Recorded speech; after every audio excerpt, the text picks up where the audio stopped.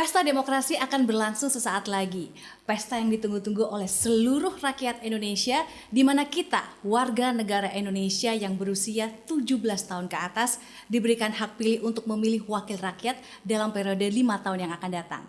Dan senang banget kita saat ini sudah bersama dengan seorang pengacara sukses. Namun di dalam periode ini, beliau bertekad untuk menjadi salah satu anggota DPR. Apa kabar Mas Julius Setiarto? Baik Mbak Dewi. Ini teman saya, orangnya seru banget. Ini udah sukses menjadi seorang pengacara. Kenapa sih tertarik menjadi wakil rakyat? Iya, sebenarnya kalau jawaban simpel saya, karena memang saya mau kekuasaan dan kewenangan. Oke. Ini agak beda ya jawabannya dari para wakil rakyat. Para calon wakil rakyat yang biasanya cantik ya jawabannya. Ini kenapa kekuasaan ya, meskipun semua orang ingin berkuasa begitu ya. Betul. Ya, jadi nature-nya pemilu adalah untuk menguji seberapa jauh masyarakat itu menitipkan pilihannya kepada para calon gitu. Nah, calon yang dititipin ini nanti akan mempunyai kekuasaan dan kewenangan untuk mengatur jalannya negara ini seperti apa. Dalam konteks legislatif tentu saja itu ada 3 tugas pokok dan fungsi. Yang pertama sebagai legislasi, fungsi legislasi, bikin undang-undang. Yang kedua itu budgeting, jadi nyusun anggaran bersama dengan pemerintah. Lalu yang ketiga adalah monitoring atau pengawasan jalannya pemerintahan. Nah, kekuasaan dan kewenangan dalam konteks legislatif inilah yang nantinya memiliki peran dalam menyeimbangkan proses pembangunan di Indonesia. Nah, saya ingin ada di situ, ada di ruang legislatif yang memiliki 3 tugas pokok dan fungsi itu. Artinya dengan demikian kalau saya ada di sana, saya bisa turut mengatur undang-undang A, undang-undang B itu harus seperti apa. Begitu kira-kira. Karena memang kalau cuman koar-koar di luar ring kayaknya nggak ada gunanya. Jadi kalau mau melakukan perubahan dengan mungkin knowledge kita, kalau Mas Yus kan memang knowledge-nya dari sisi hukum ya. Yeah. Jadi memang harus melakukan reformasi ya, berarti harus masuk ke dalam arena. Oke, Mas Yus, buat teman-teman di luar sana yang mungkin belum kenal sama Mas Yus, itu boleh diceritain nggak sih Mas Yus itu sekolahnya di mana, masa kecilnya seperti apa, sampai dengan mungkin akhirnya tertarik untuk masuk ke dalam ring begitu, Yeah. membuat regulasi. Ya oke. Masa kecil saya habiskan di kota kelahiran saya di Wonogiri. Itu saya SD sampai SMP itu di Wonogiri. Jawa Tengah berarti? Jawa Tengah, Wonogiri itu Jawa Tengah gitu. Lalu SMA, kebetulan SMA saya ada banyak, itu ada 3 gitu. Jadi kalau reuni setiap tahun itu saya paling banyak gitu. Kalau yang lain 1 reuni, saya 3 reuni. Kenapa tuh? Karena SMA-nya 3 kali, 3 tempat gitu. Pertama di Seminari Menengah Mertoyudan, lalu yang kedua di SMA Kanisius Barata Karanganyar, sekarang sudah berubah menjadi SMK kalau nggak salah. Lalu yang ketiga SMA Pangutiluhur Santo Yosep Surakarta. Nah, selesai dari situ tahun 97 saya melanjutkan kuliah di Fakultas Hukum Universitas Gadjah Mada di Yogyakarta. Baru tahun 2014 saya ambil S2 saya di Universitas Pelita Harapan di Karawaci, tapi kuliahnya di Semanggi waktu itu.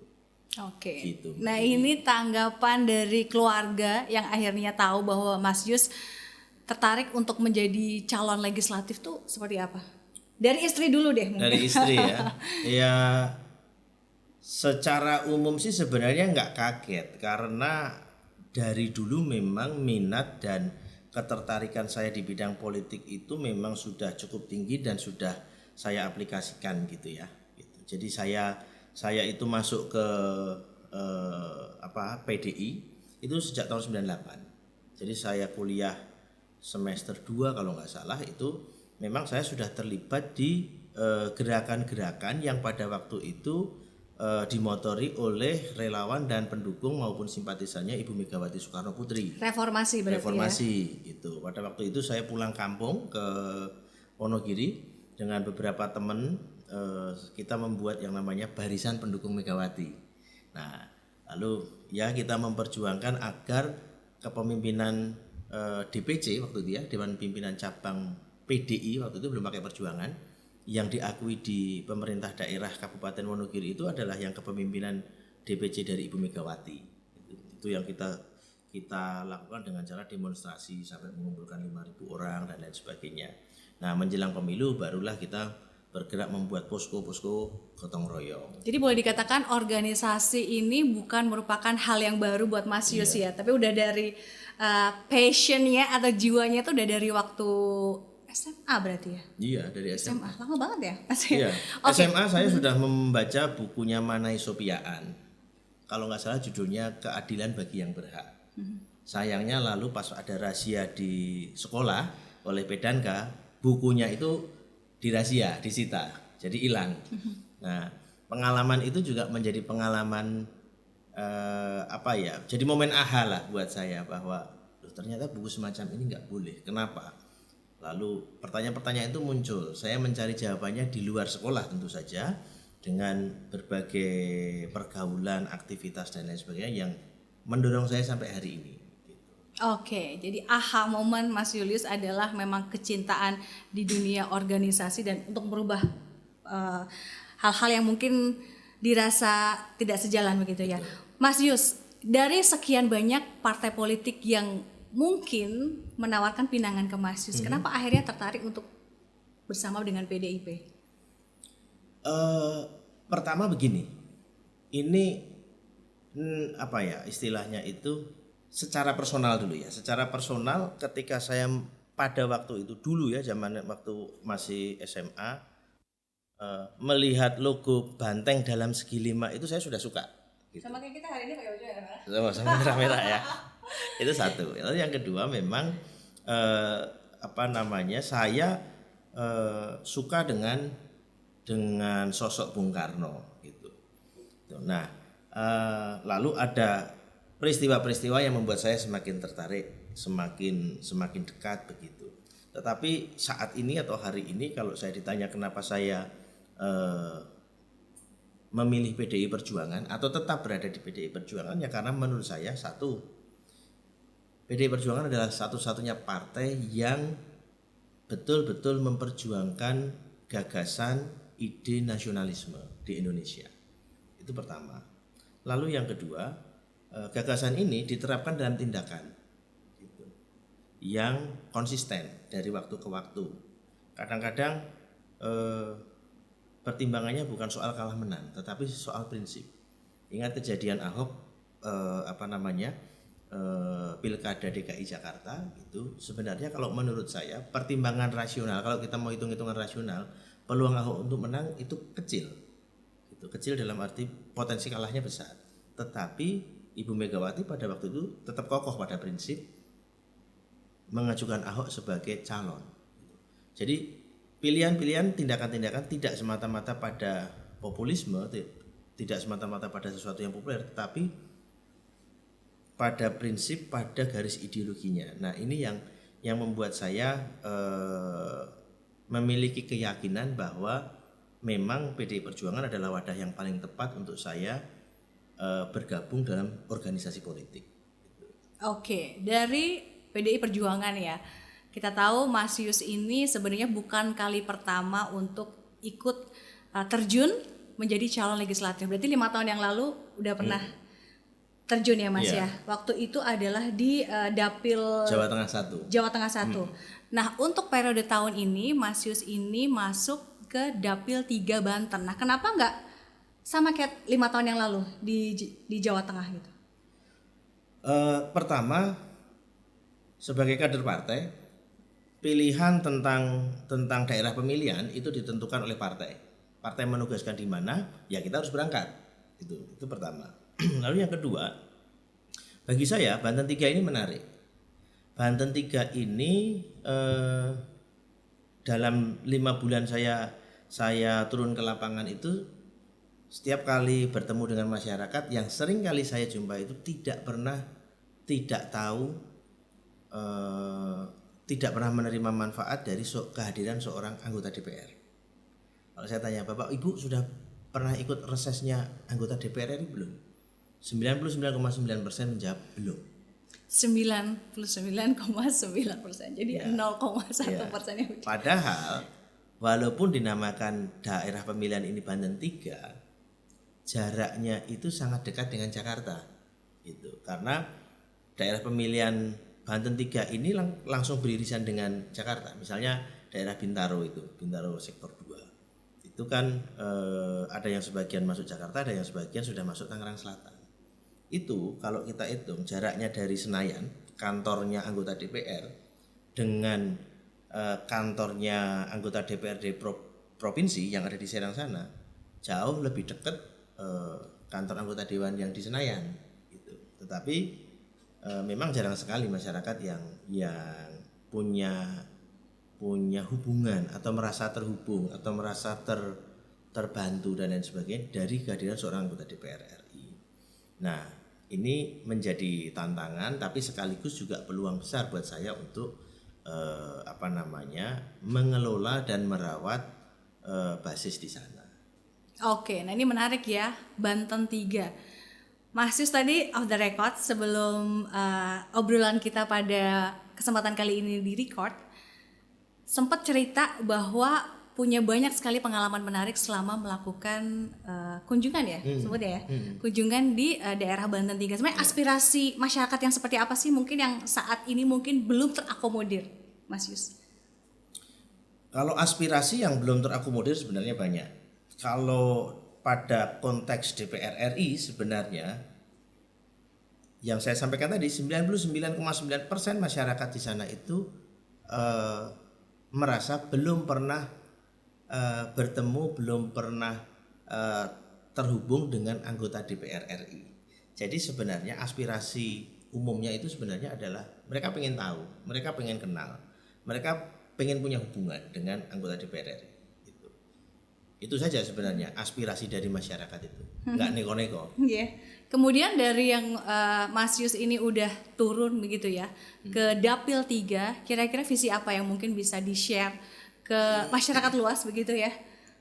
Kalau Mas Yus ini mewakili Banten 3 ini apa kira-kira visinya? Ya, kalau soal visi dan misi, saya nggak punya visi dan misi. Oke. Terus apa Gitu. dong?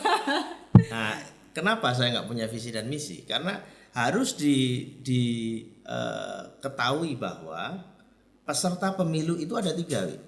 Oke. Satu adalah capres dan cawapres, ya pasangan. Yang kedua adalah partai politik. Yang ketiga adalah calon DPD RI.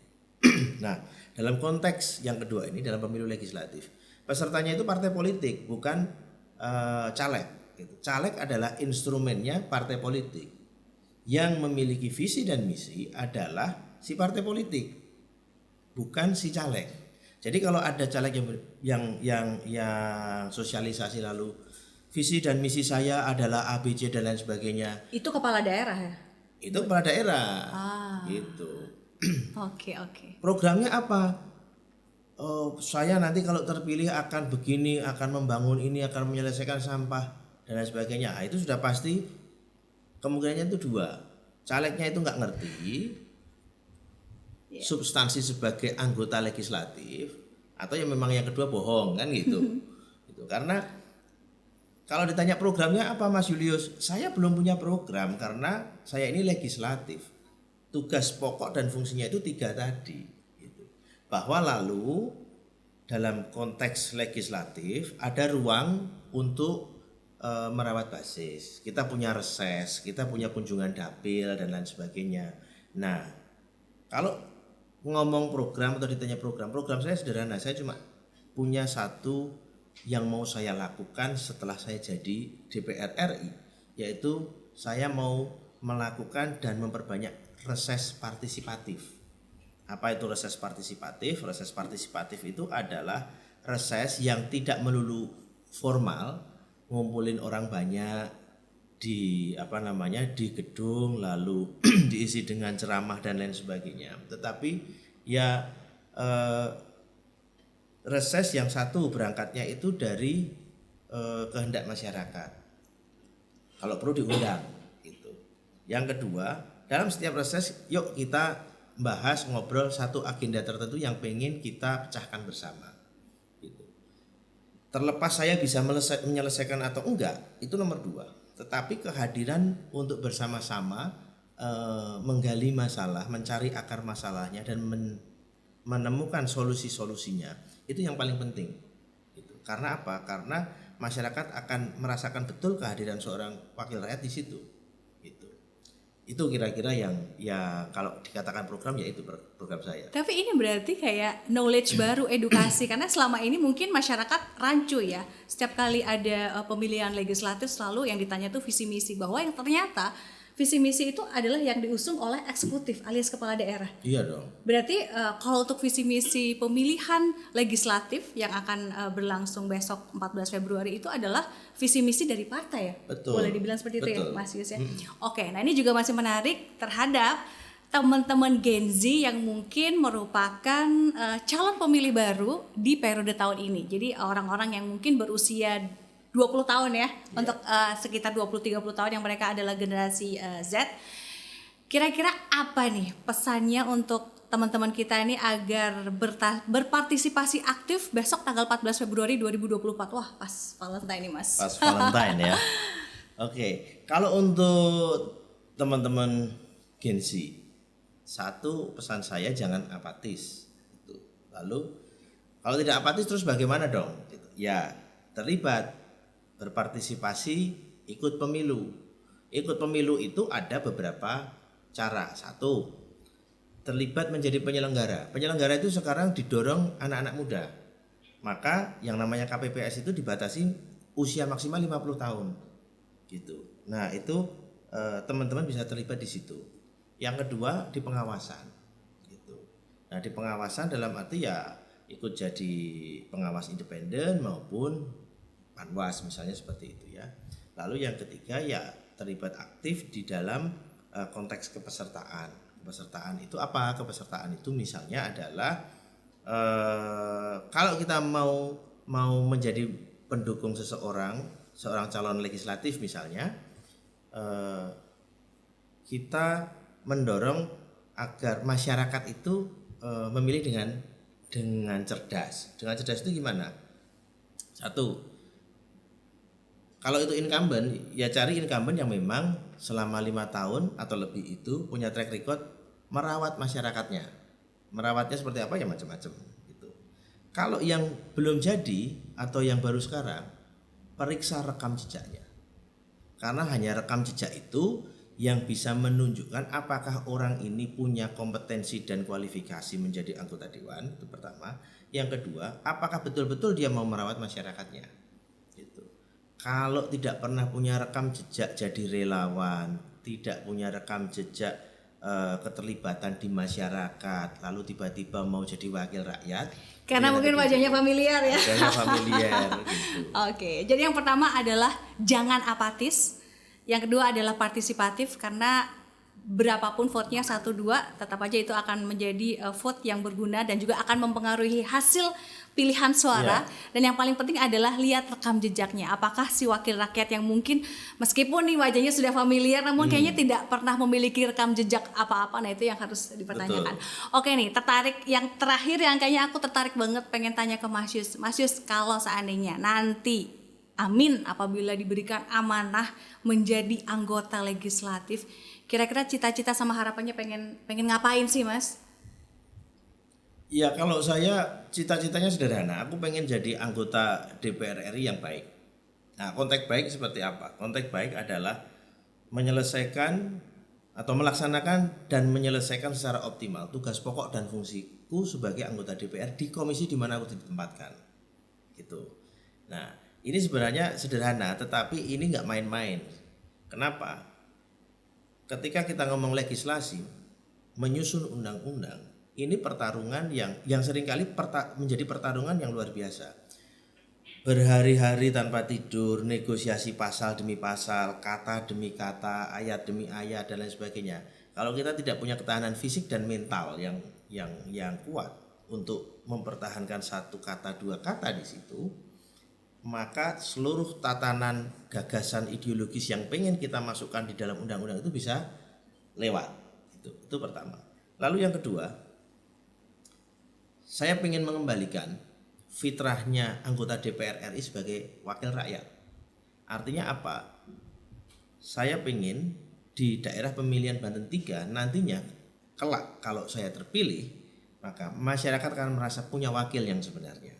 Karena bisa ditelepon, bisa di WA, lalu bisa didatangi di tempat yang apa namanya, ya katakanlah semacam rumah aspirasi, lalu selalu related dan connected dengan masyarakat di Banten 3. Itu saja sebenarnya. Terima kasih. Amin, dan semoga amanah ya kalau terpilih. Amin. Ya. Karena memang bagaimanapun kita, mungkin saya sebagai masyarakat Indonesia juga perlu mempunyai seorang wakil rakyat yang amanah, karena amanah itu sesuatu hal yang mungkin kelihatannya bahasanya agak-agak klise, katanya agak-agak klise, namun kita sebagai masyarakat Indonesia butuh seseorang yang tidak, kayaknya susah banget untuk dijangkau. Dan mungkin tadi salah satunya adalah dengan mendirikan rumah aspirasi. Betul. Terima kasih Mas Julius Setiarto. Abis Terima ini kasih. kita bakal ngobrol-ngobrol dengan istrinya Mas Julius sesaat lagi.